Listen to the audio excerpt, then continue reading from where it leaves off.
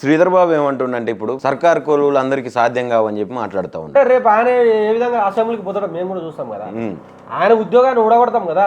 10,000% ఇవాళ సర్కార్ కొలువులు సాధ్యం కాదు, ప్రైవేట్ కొలువులు ఆ రోజు తెలవలేదా నీకు? ఆ రోజు తెలవలేదా? పోనీ ప్రైవేట్ ఉద్యోగాలు ఎన్ని కల్పన చేసినావు నీ ఐటీ శాఖలా? నీకు సంబంధించిన ఇండస్ట్రియల్ దుకాణంలో ఎంత ఏ విధంగా నువ్వు ఏం చేసినావు? నువ్వు ఉన్న ఉద్యోగాలు పీక్కొని అమరావతికి పోతాంటే సప్పట్లు కూడా చూస్తుంటారు వీళ్ళు.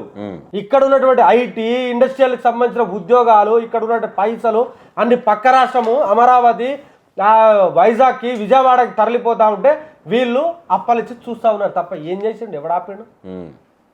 అప్పుడు బీఆర్ఎస్ పార్టీ గవర్నమెంట్లో ఉన్నప్పుడు ఐటీకి సంబంధించిన బెంగళూరు తోటి తలదన్నే విధంగా ఒకనొక సందర్భంలో బెంగళూరును కూడా దాటినాం మనం ఉద్యోగ కల్పనలను.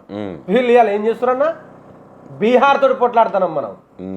బీహార్ తోటి పొట్లాడుతున్నాం. ఎంత సిగ్గుమాల చర్య అంటే సిగ్గు శరం ఉండాలి ఈ గార్దన కూడా.